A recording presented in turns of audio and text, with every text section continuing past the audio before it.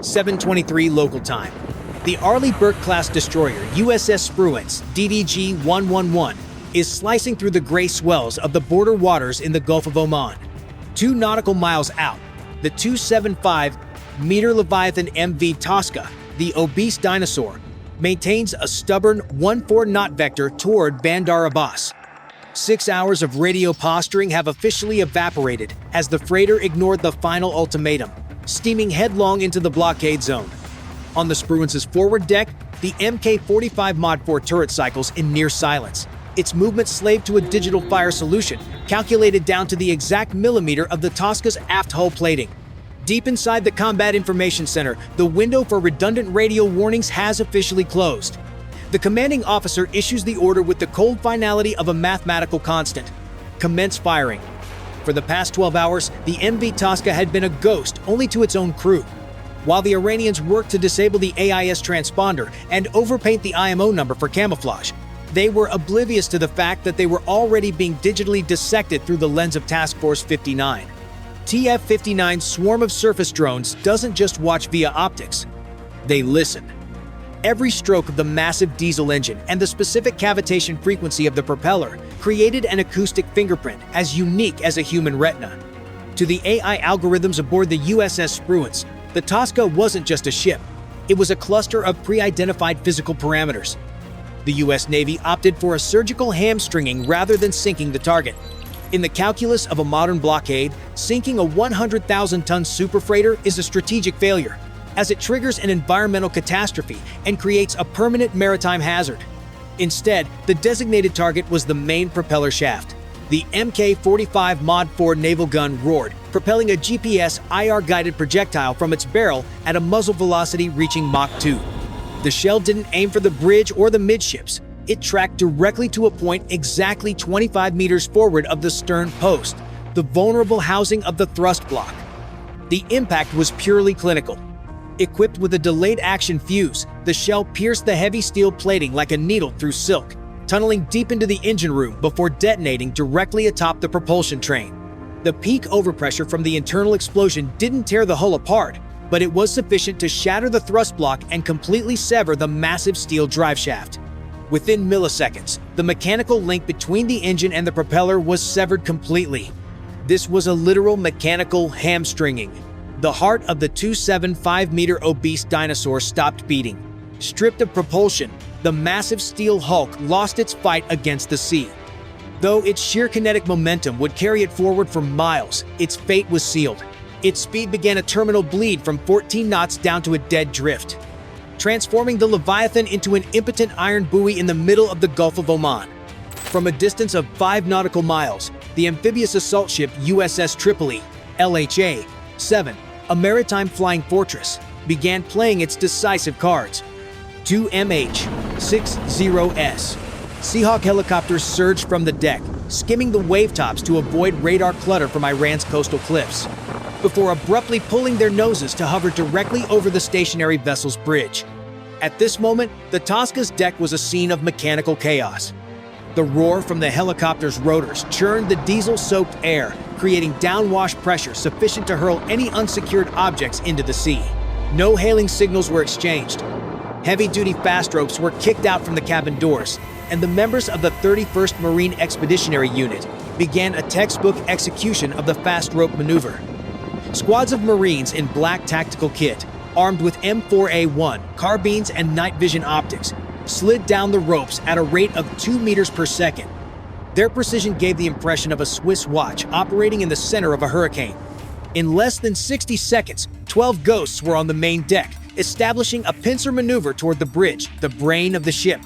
Inside the Tosca's narrow corridors, the rules of engagement shifted from naval gunnery kinetics to close-quarters battle. The Iranian crew, still dazed and panicked from the engine room explosion, attempted to respond with handheld fire extinguishers, a pathetic and futile gesture in the face of professional violence. Upon reaching the steel doors of the bridge, the MEU-31 team didn't waste time with negotiations. 2 M84 flashbangs were detonated inside. In the uncompromising language of special operations, a 2-second blast at 170 decibels and 2.5 million candle power is equivalent to the total collapse of all resistance. The bridge doors were kicked open. Red laser dots from American optics locked onto the chests of every opposing sailor before they could even register their attackers. No shots were fired. There was only the sound of clashing metal and cold, sharp commands. "Hands up! Down on the floor!" Exactly 15 minutes after the first boot hit the deck, the strike team commander keyed his throat mic. The message transmitted back to the fleet's command center was brief and cold, like a mathematical constant. Target secured. Bridge control established. In a span of time shorter than a high-frequency trading session, a multi-hundred-million-dollar asset changed hands. The 275-meter obese dinosaur, which had so proudly challenged the blockade, was now nothing more than a domesticated hunk of scrap metal, waiting to be towed to a coalition port. The seizure of the MV Tosca was more than a loss of cargo. For Tehran, it was a humiliating puncture in their regional deterrent bubble. As U.S. Marines were still zip-tying the last of the Iranian crew on the bridge, the tactical displays inside the USS Spruance's Combat Information Center, CIC, began to strobe with multiple high-velocity surface contacts. The Iranian Revolutionary Guard Corps, IRGC, had officially triggered its Scorched Sea maritime protocol. This was not a conventional naval engagement. It was an exercise in geometric saturation.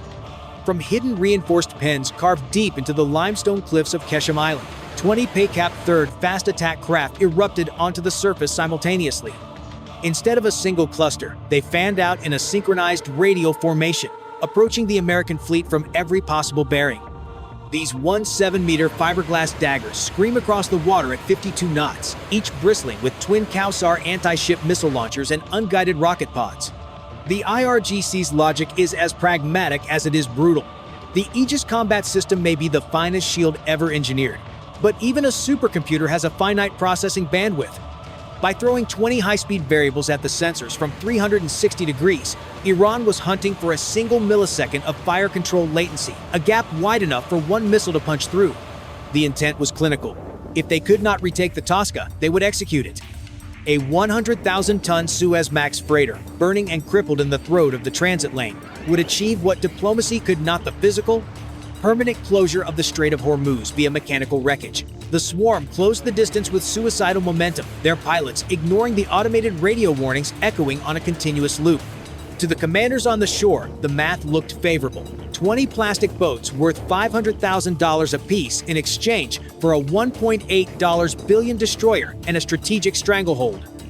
But they were calculating with 20th century arithmetic. The fleet's response did not begin with a roar, but with a series of silent, sub-second digital handshakes between silicon and steel. The Aegis system aboard the USS Spruance initiated a protocol known as fire control partitioning. It instantly categorized the 20 incoming threats into priority engagement cells based on their closing velocity and threat vectors. On the forward deck, the Mk-15 Phalanx CIWS, the crew's angry R-2D2, swiveled its barrels with dizzying speed. In auto-surface mode, the Phalanx's radar does not see men. It sees ballistic variables to be erased. The sound was not of gunfire, but of a massive sheet of silk being torn in half. The Gatling gun unleashed a continuous stream of tungsten carbide penetrators at a cyclic rate of 4,500 rounds per minute. The lead PACAP, less than 800 meters from the Tosca's stern, was literally unzipped. The tungsten rounds shredded the fiberglass hull like wet paper, punching through the engine blocks and detonating the fuel bladders in a catastrophic chain reaction. In 4 seconds, the vessel ceased to exist as a cohesive object, replaced by a spray of aerosolized plastic and fire hanging over the swells. But the real sheepdogs were already descending from the horizon to finalize the harvest. From the flight deck of the Expeditionary Sea Base USS Lewis B. Polar ESB-3 2AH-64E, Apache Guardian attack helicopters surged into the fray. The pilots utilized the longbow fire control radar atop their rotors to paint the entire swarm, identifying the nerve centers, the IRGC command boats. This was not a dogfight, it was an aerial dissection. AGM-114R Hellfire missiles were released in rapid-fire ripples. The Hellfire's millimeter-wave MMW radar seekers ignored the fiberglass hulls and locked onto the dense metallic mass of the engine compartments. Executing high-angle, top-down attack profiles, the missiles transformed the inboard marine diesels into molten scrap in an instant. One by one, the IRGC's foaming wakes were extinguished, replaced by expanding oil slicks and drifting debris. High above the chaos at 30,000 feet, A pair of F-35C Lightning IIs maintained a lethal silent vigil. It wasn't just physical overwatch, it was electromagnetic suffocation. Their AN/ASQ-239 electronic warfare suites actively blanketed the Iranian coastline, choking their early warning radars with algorithmic noise, while the AN/APG-81 radars held a hard lock on every coastal missile battery. This was a silent ultimatum. Fire a single shot at the fleet and you will be erased before the missile leaves the rail. By 9:30 local time, the obsidian waters of Oman had returned to a deceptive, sterile calm. The scent of burning diesel and pulverized fiberglass still lingered in the air, but the radar screens aboard the USS Spruance were officially clear of hostiles. 20 PACOP-3 craft, once the spearhead of Iran's asymmetric doctrine, were now reduced to drifting industrial waste. The obese dinosaur, MV Tosca, was now firmly tethered to a fleet tug. The 100,000-ton steel hulk's transit toward a coalition port was no longer a commercial voyage. It was the forced relocation of a massive, multi-million-dollar evidence locker. The engagement at Oman was more than a display of kinetic superiority. It was a clinical excision of a high-value smuggling node in the world's most critical choke point. With every Hellfire missile released, the U.S. Navy didn't just destroy a vessel, it liquidated a strategic IRGC investment. Washington's calculus was purely pragmatic. Why sink a ship when you can hamstring it and transform it into a massive logistical liability for the enemy?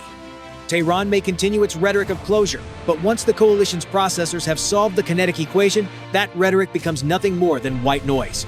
Do not mistake restraint for weakness. We did not need to fire the first shot. We simply provided the final chapter to your miscalculation. Now, if you want to continue following the strategic strikes of Operation Epic Fury, hit subscribe so you don't miss the next update. Goodbye.